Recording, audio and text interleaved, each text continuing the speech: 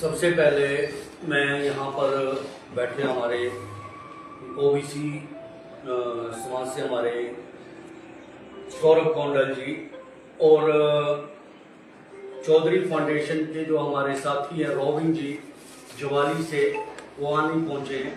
और जो यहाँ पर मेरे साथ बैठे गुरु रविदास महासभा के संगठन मंत्री और साथ में हमारे राजकुमार जी और तमाम यहाँ पर बैठे हुए विभिन्न पदाधिकारियों का मैं धन्यवाद करता हूँ। मैं शिमला से कांगड़ा क्यों आया और कांगड़ा में क्या वजह दिखी कि मुझे यहाँ आना पड़ा। मैं सौरभ भाई के और जो हमारे साथी हैं यहाँ के, जो लगातार यूजीसी के समर्थन में रैलियां निकाल रहे हैं। और हिमाचल प्रदेश में एक ऐसे लोग भी है जो अराजक और गुंडा तत्व है, वो सिर्फ अनुसूचित जाति जनजाति ओबीसी के लोगों के खिलाफ जब भी कोई वो आवाज उठाते हैं, जब भी शोषण अत्याचार भेदभाव के खिलाफ जब उनकी आवाज उठती है तो वो लोग लामबंद हो जाते हैं। और उन लोगों ने हिमाचल प्रदेश में जो जातिवाद को जो बढ़ावा दिया है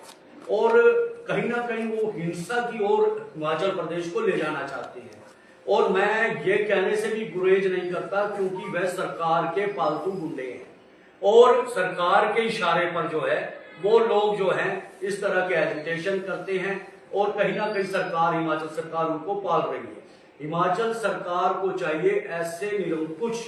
जो अराजक और गुंडा तत्व है, जो बिना वजह बिना किसी मकसद के जो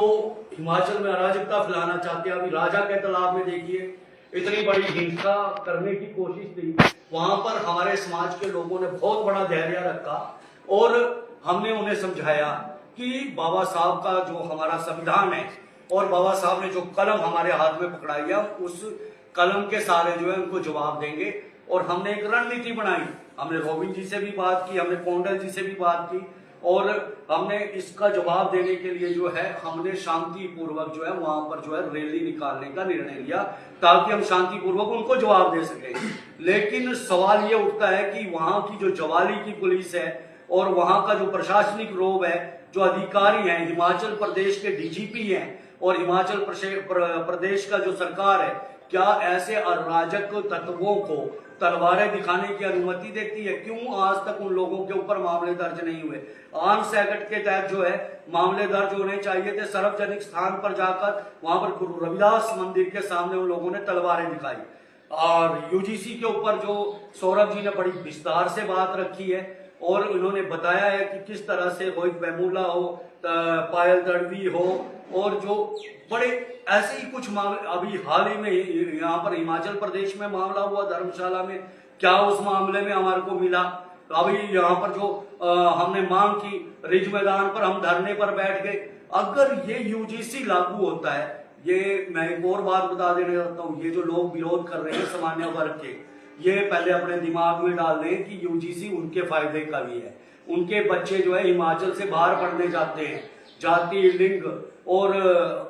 हर तरह से धर्म के आधार पर जो हर यूनिवर्सिटियों में पढ़ते हैं, ये हिमाचली है, ये फलानी स्टेट से हैं, उस तरह के जो अत्याचार वहां पर होते हैं, तो वो सामान्य वर्ग के बच्चे भी हिमाचल से बाहर पढ़ने जाते हैं, क्या उनको फायदा नहीं मिलेगा? ये लोग सोच समझकर जो है कुछ जो मनुवादी विचारधारा के लोग हैं वो नुकसान पहुंचाना चाहते हैं। जो ये नियम बने हैं यूजीसी के,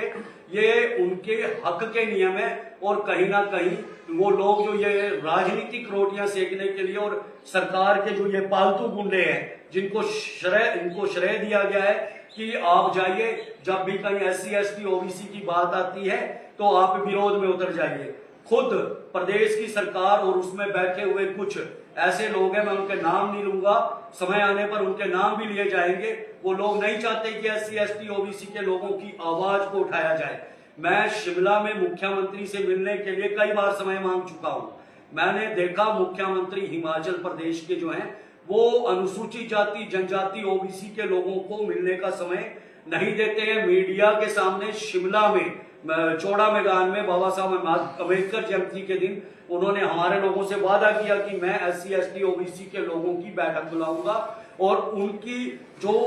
समस्याएं हैं हिमाचल प्रदेश में, जैसे हमारे भाई साहब ने बताया कि 93वां संशोधन है और ऐसे जो बैकलॉग है SC अनुसूचित जाति का और तमाम इस तरह की जो ठेकेदारी प्रथा पर जो ये नौकरियां दे रहे हैं, आरक्षण का रोना रोते हैं ये लोग कि हिमाचल प्रदेश में जो है आरक्षण ने सब कुछ लूट लिया। आरक्षण कहाँ लागू है? जो भी 3rd क्लास 4th क्लास की जो नियुक्तियां हो रही है, जैसे मित्र भर्तियां हो रही है, पता नहीं क्या क्या भर्तियां की जा रही है, उसमें कहीं भी SC ST OBC का आरक्षण लागू नहीं है। हमारे लोगों को बेवकूफ बनाते हैं। समझते हैं मुख्यमंत्री अगर हमारा समाज अगर कुछ नहीं बोलता है, हिमाचल प्रदेश में अगर हमारा समाज SC ST OBC लोग जो है आवाज नहीं उठाते हैं, तो इसका मतलब है कि आप लोग जो जितना जुल्म करना चाहे करिए और इसको जो है आप कतई बर्दाश्त नहीं करेंगे। हमने साफ ये बात स्पष्ट कही है मुख्यमंत्री जी, अब हम आपसे बात नहीं करेंगे, आपको हमारे से बात करनी होगी। हिमाचल प्रदेश में जो जिस तरह से सौरभ जी हैं और तमाम यहाँ पर OBC के समाज के लोग बैठे हैं, SC समाज के लोग बैठे हैं और जनजाति के लोग बैठे हैं, हमने एक निर्णय लिया है 28 तारीख को जो इतनी बड़ी रैली का जिम्मा जो है हमारे सौरभ भाई ने उठाया है और उनके साथ हम कंधे से कंधा मिलाकर मैं कांगड़ा में लगभग 50 से 55 बैठकें कर चुका हूं और जगह जगह जाकर जो है अनुसूचित जाति के जो बहुल क्षेत्र है उनके बीच जागरूकता का जो हमने अभियान चलाया हुआ है। और हम वादा करते हैं मुख्यमंत्री जी, अगर आपको कुर्सी पे बैठाना जानते हैं तो कुर्सी उतार कर भी दिखाएंगे, क्योंकि अनुसूचित जाति जनजाति OBC जो है आपकी रीढ़ है। और कोई भी हिमाचल प्रदेश में सरकार रही हो, चाहे कांग्रेस हो चाहे भाजपा, अनुसूचित जाति जनजाति OBC इन पार्टियों की रीढ़ रही है, लेकिन इन्हीं लोगों ने हमारे लोगों के साथ हमेशा जो है जातिवाद, अत्याचार, शोषण और जो बच्चों के अधिकार, UGC और तमाम लोगों के जो मुद्दे हैं उस पर जो है ये लोग चर्चा नहीं करते। UGC में ये लोग बेनकाब हुए हैं, UGC के समर्थन में ये लोग उतर कर नहीं उतरे और इन्होंने ये बता दिया कि ये जो कुछ गैर राजनीतिक संगठन है, कुछ राजनीतिक पार्टियां हैं जो अनुसूचित जाति जनजाति OBC के साथ इस समय नहीं खड़ी है, तो इसे ये स्पष्ट धारणा है इनकी कि हम अनुसूचित जाति जनजाति OBC के लोगों का साथ नहीं देना चाहते। ये हमारे अनुसूचित जाति जनजाति OBC के लोगों को अपने दिमाग में ढंग से सोच लेना चाहिए कि ये लोग आपके नहीं हैं और आपको अब इस लड़ाई में जो 28 तारीख को जो है ये एक बहुत बड़ा संग्राम है और ये सरकारों के आंख कान नाक सब कुछ इनके खोल देंगे। और मैं हिमाचल प्रदेश के जो अनुसूचित जाति जनजाति OBC के और तमाम जो सामान्य वर्ग के लोग भी है जो चाहते हैं कि उनके बच्चे जब बाहर जाएंगे और उनकी जो सुरक्षा हो और उनके साथ कोई नस्लीय भेद जो या किसी तरह की जो प्रादेशिक स्तर पर जो है भेदभाव होता है कि ये हिमाचली है, ये इस तरह का भेदभाव ना हो, तो वो लोग भी इस आंदोलन में हिस्सा लेंगे। कुछ मुट्ठी भर लोग जानबूझकर जो है इस देश का और इस प्रदेश का माहौल बिगाड़ना चाहते हैं, वो प्रदेश और देश में जातीय हिंसा भड़काना चाहते हैं। लेकिन जो देश के सामाजिक लोग हैं और चिंतक लोग हैं वो हमारे साथ खड़े हैं और 28 तारीख को हमारी जो रैली है वहां पर धर्मशाला में वहां पहुंचेंगे और मैं आपके माध्यम से उन तमाम संगठनों को भी जानकारी दे देना चाहता हूं, सौरभ भाई भी यहाँ पर बैठे हैं, कि वहां पर भीड़ के साथ आइए, अपनी लोगों को साथ लेकर आइए, वहां पर फोटो खिंचवाने के लिए नहीं, वहां पर एक कार्यकर्ता के तौर पर आइए, ताकि पूरी ताकत के साथ हम वहां पर जो है अपने बच्चों के अधिकारों के लिए, आने वाली पीढ़ी के अधिकारों के लिए पूरी ताकत के साथ, पूरे दमखम के साथ आवाज बुलंद कर सके। हम किसी जाति के दुश्मन नहीं है, हम किसी सामान्य वर्ग के दुश्मन नहीं है, हम सबका साथ चाहते हैं और हम चाहते हैं कि सबके बच्चों की सुरक्षा हो। जय भीम।